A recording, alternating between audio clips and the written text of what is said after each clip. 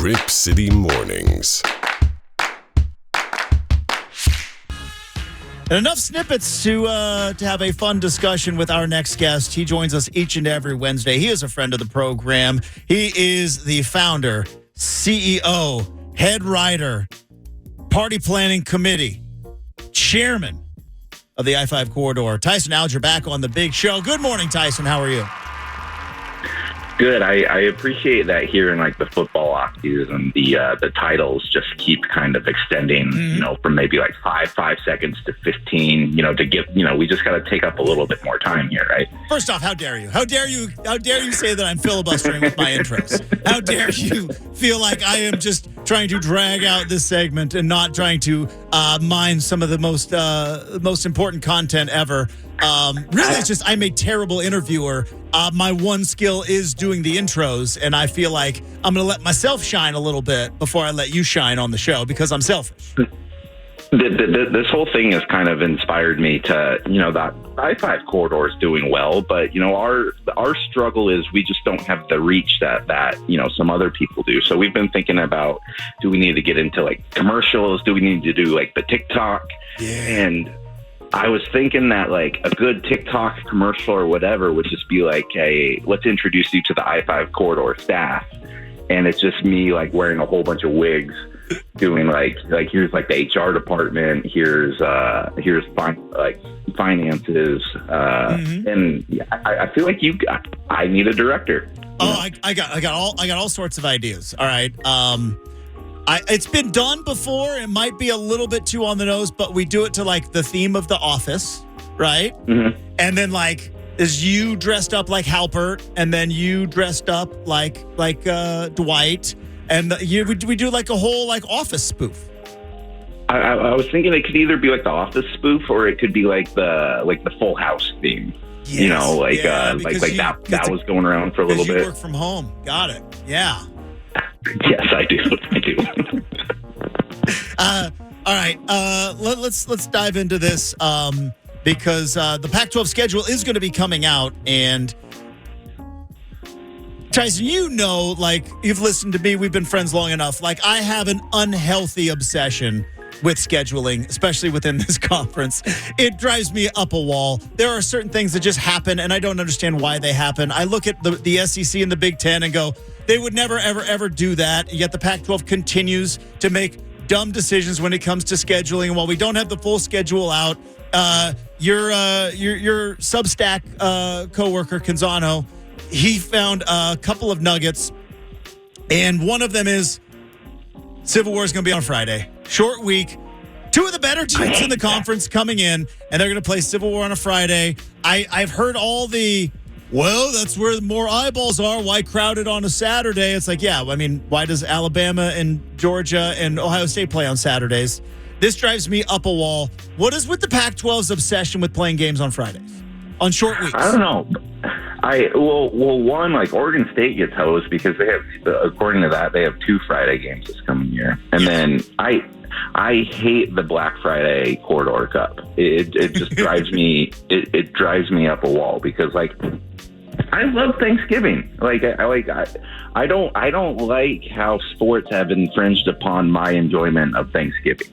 Because, Christmas, like if it's a good football season, there's a chance you miss Christmas because it's Rose Bowl, kind of like the start of Rose Bowl media and those sorts of things. But like, it's just, I'm not a big fan of that. But there was a lot of kind of things with that schedule that made some noise yesterday. I know people were really, really, really kind of getting on of course, the Pac-12 would give the team that believed in the Pac-12 a bye week before the Pac-12 title game. I'm obviously talking about USC here, but at the same time too, I look at their schedule and say they have 9 straight weeks of Pac-12 play in a season where I expect the Pac-12 to be as good as it's been since I've covered it. So, it was. I think it's funny when the schedule nuts such as yourself get really worked up about the release of something that's never going to not come out. Very true. And it, at some point between now and Labor Day, like we were going to learn that there was a schedule thrown in. My problem has always been like, okay, if you want to play these games on Friday nights, that's fine. Throw in a bye the week before so that it could be some sort of a normal, week of preparation for these teams, especially in two teams in Oregon and Oregon State who both had 10-win seasons. Both are going to be in the mix because they got their, Oregon State's got Uyunglele coming. Oregon's got Bo Nix back. They're both going to be in the mix for the Pac-12 title. Why would you make those two teams play on a short week when we have seen over and over and over again, when you make teams play on a short week, it throws off college football players? I mean, throughout history, Oregon hasn't had a habit of dropping midweek games, right? It's not like they've ever lost like a Thursday night game, like while wearing pink against Arizona or, I mean, like it's just scheduling shenanigans. I don't understand it. However, we've both established that we hate the Friday game here, right? Yes, established. That Saturday feels pretty darn good though, then, doesn't it? Like when you got the game out of the system already, and then you can just like sit back and have a couple of black cherry sodas while watching the rest of the college football. I guess you get to watch college football every week because radio guy. But I am done Friday at 8:54:50. I'm done. That's when I start. That last long commercial break that you guys kind of milk a little bit, and glory days. Speaking of black cherry soda, how's the dry January going? Still, I don't want to talk about it. I'm angry. I'm irritable. I haven't talked to my family in weeks. But we're still hanging in there though. I don't understand like why they don't have like a fun way to do this in February, because there's only 28 days in February. I know, and I don't understand why we do since when have normal months been like 30 to 31 days? I'm going to catch myself because I might accidentally cuss here. Yeah, let's not do that. But it's going great. Sounds great. All right. You mentioned USC, something that I think is going to be interesting heading into this year because they are on their way out. But they are actually going to have to play a couple of real teams this year, which will be nice in the conference that just gave them an absolute layup this year. They're going to have to play at Autzen. They're going to have to play Washington. They're going to have to play Utah again. And I mean, I'm going to be very curious to see kind of where USC is, like, again, on their way out to the Big Ten, where they're going to be in the hierarchy of this conference now that they're going to have to play some actual real teams that have winning records. Yeah, I completely agree. Like, I don't think USC is a slam dunk to win this thing, like, whatsoever. In fact, looking at, I'd say arguably it's Oregon, USC, and Washington that are probably going to be making the most noise going into next season because of the quarterback play they have coming back. But like all three of those teams have pretty huge question marks on defense, and it's. There's, USC specifically, like looking at the way they lost to Utah in the Pac-12 title game, there's just a lot to be fixed. And so like when I kind of look at the rest of the Pac-12 and, the one team that was up there wins wise that had the least amount to fix was probably Oregon State, because they just needed to fix the quarterback position, right? Like their defense was so nailed like all season long.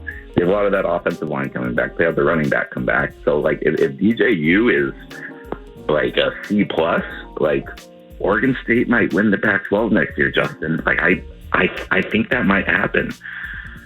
I mean, it's not out of the realm of possibilities. I mean, when you look at, I think, and again, apples to oranges here, but like Washington had was terrible in 2021. They get a quarterback. They're right in the mix. Oregon State was really good. They just needed a quarterback. Transfer portal is going to come in and fix everything. What is going to be interesting though, and just some fun off-season college football talk is what's going to happen now when teams are going to start looking ahead to playing Oregon State, where I don't know if they had the last 3 or 4 years.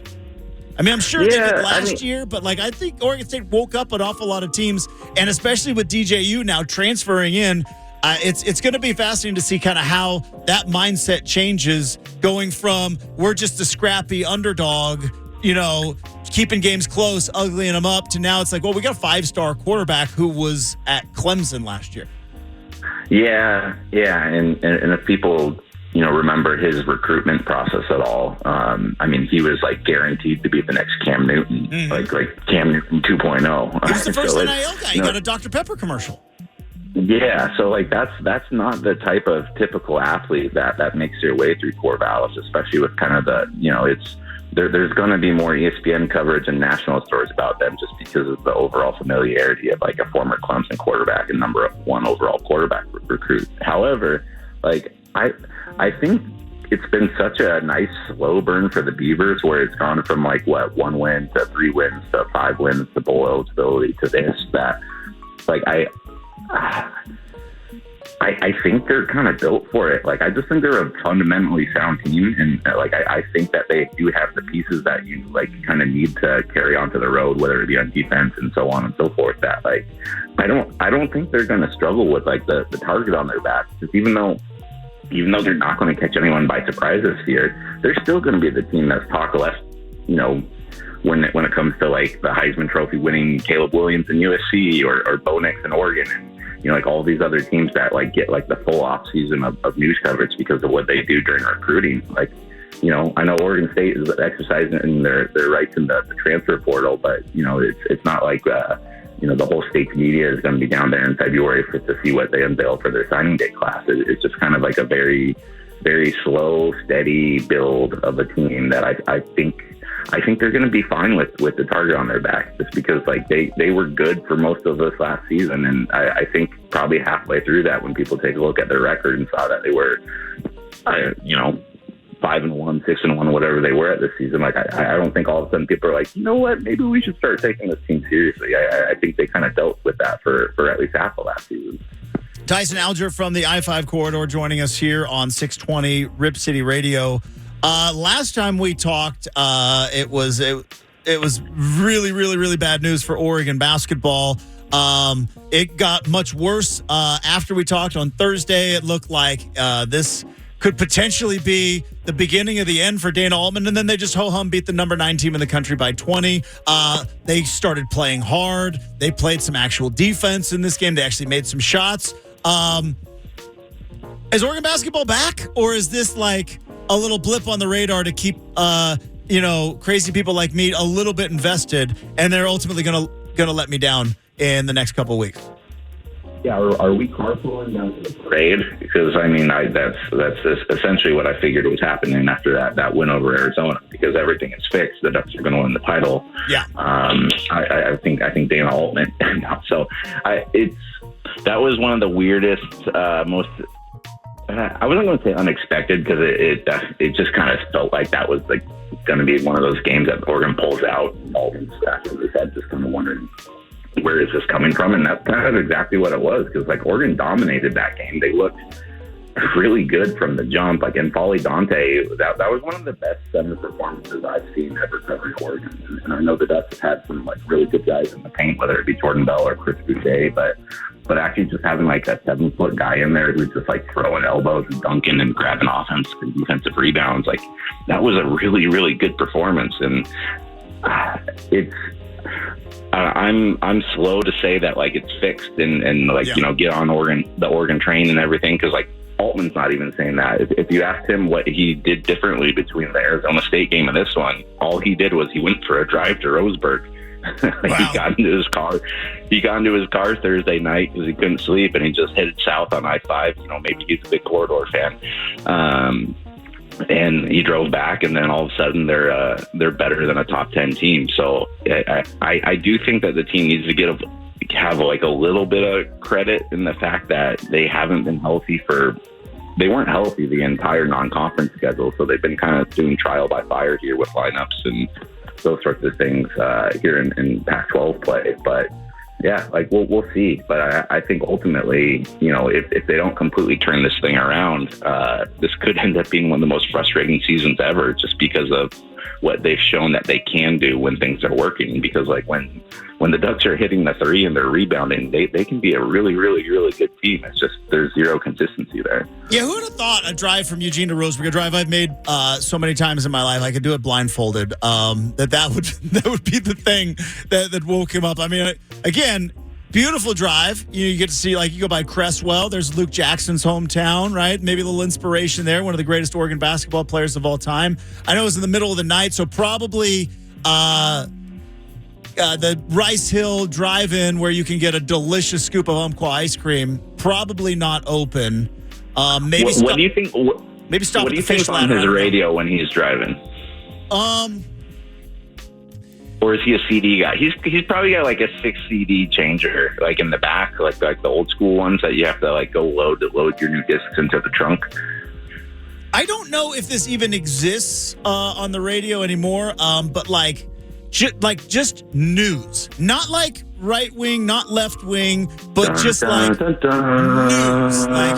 Here is the news for that's what I feel like Dana Altman Drive is like, yep, I just want to listen to the news. And then I don't know if you guys had this up in Alaska, but we took a lot of road trips when I was a kid, and it was Paul Harvey. I don't believe he's with us anymore. RIP to Paul Harvey, but you would get the rest of the story. A lot of like radio news, I feel like he would be listening to. It would make my day if every time I'm driving down to Eugene, when you get around Corvallis, I forget the number of the station, but there's like this random comedy station that I'm able to tune into, and it's just like somebody hit shuffle on like a Spotify comedy playlist. It would make my day if it was just Dana Altman in a car at midnight driving to Roseburg, just like chuckling along to like random Aziz Ansari bits or something.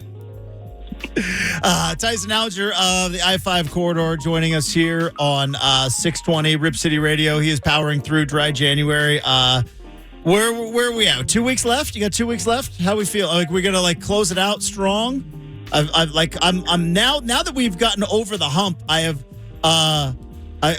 gotten over the why on earth would you do this? Now we've got to close it out strong. Yeah, it's I don't know if anybody, if there's any corridor subscribers listening who are familiar with my Media 400 race that I did last June at the Prefontaine Classic. But, I hit the afterburners there in that final stretch. I think I impressed a lot of people, probably popped some ears with just kind of the wind flow there. And I'm envisioning that we're going to have the same scenario going on here because, it's not how you start, it's how you finish. And we're just going to take this one day at a time. We're going to take it one juice at a time, one glass of orange juice at a time. And, win the day. I love it. By the way, I mentioned it yesterday, back-to-back Montana Grizzlies on the show because we had your buddy Bill Orem was on the show yesterday, and then we got you in your spot. So, yeah, the Montana Grizzlies are kind of taking over the Rip City mornings, at least in the midweek this week. And yet they never have us come back to like speak to a class or anything. We're outcasts. I actually had lunch with Bill yesterday. Nice fella. Except for that whole Tillamook thing, right? Because again, Umpqua Dairy, best ice cream. It's just we win. Yeah. The red. No. Everybody find the red carton. You know what I'm talking about. Tyson Alger, I-5 corridor. Like and subscribe to the I-5 corridor for crying out loud. If you haven't done it already, you can follow him on Twitter at Tyson Alger. And, of course, you can hear him each and every Wednesday on this radio program. Hey, Tyson, always a pleasure talking to you. Have a terrific rest of your week. We'll talk to you soon, bud. Hey, thanks, man.